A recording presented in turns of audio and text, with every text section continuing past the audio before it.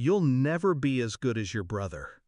The words fell like a sentence, my father's voice steady, my mother nodding in agreement, my brother smirking in the corner. I stood up, calm. "Then tell him to pay all the bills. I'm not sending money anymore." That was when my mother's face twisted in confusion. "What money? We never received a single dollar from you." And in that silence, the entire room shifted. I'd been sending money for years, every month, on time, into an account my brother had set up. He told me it was for them, utilities, groceries, the mortgage. I believed him, because that's what they always told me growing up. Trust your brother, follow his lead, he knows better. While I worked 2 jobs and skipped meals, I wired cash. While they praised him for being responsible, I watched from the shadows, proud I could help, even if no one knew it was me. But now, my mother's shock told me everything.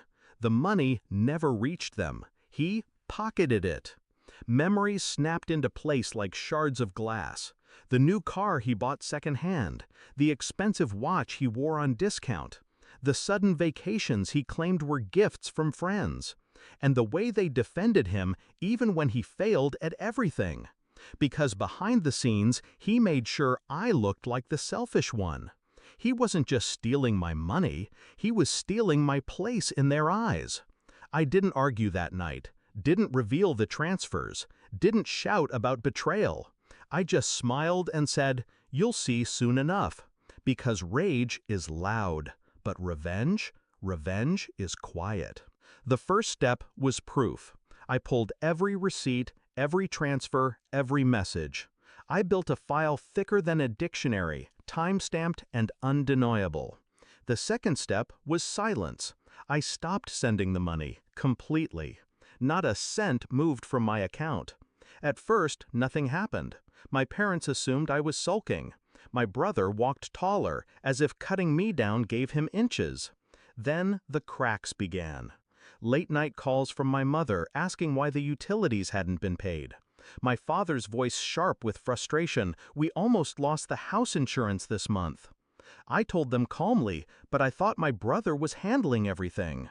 "You always said he was the responsible one." Every word was a knife wrapped in velvet. By the 3rd month, the lights in their house went dark. By the 4th, the bank began calling. I showed up one evening, dressed sharp, expression calm. They were sitting in the dark living room, bills scattered like battlefield debris. I set the folder down on the table. "Every transfer, every dollar, every lie he told you." My brother's face drained.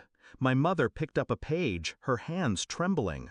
My father read line after line, his jaw locking tighter with each one. When my father finally spoke, it wasn't to me, it was to him. "You stole from us, from your own family." The shouting that followed was chaos, my brother begging, denying, then exploding with excuses. But their eyes were on the paper, not him. For once, the truth was undeniable. And I didn't raise my voice. I didn't need to. I just leaned back and let the evidence do the work. When the dust settled, I stood.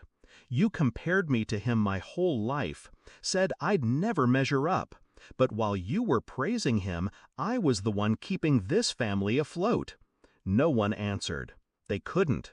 My brother stared at me, broken. My mother sobbed quietly. My father said nothing, because silence was all he had left. I left the house that night with my head high. Not because they apologized, they didn't. Not because they begged, they wouldn't. But because the truth had finally spoken louder than their favoritism. They wanted me to compete with my brother. Instead, I exposed him. Now the bills are theirs to pay. The shame is theirs to carry. And the silence I left behind in that house is heavier than any speech I could have given. I don't need their approval anymore. I don't need to prove my worth, because I already did. And when they chose him over me, they chose to live with the consequences.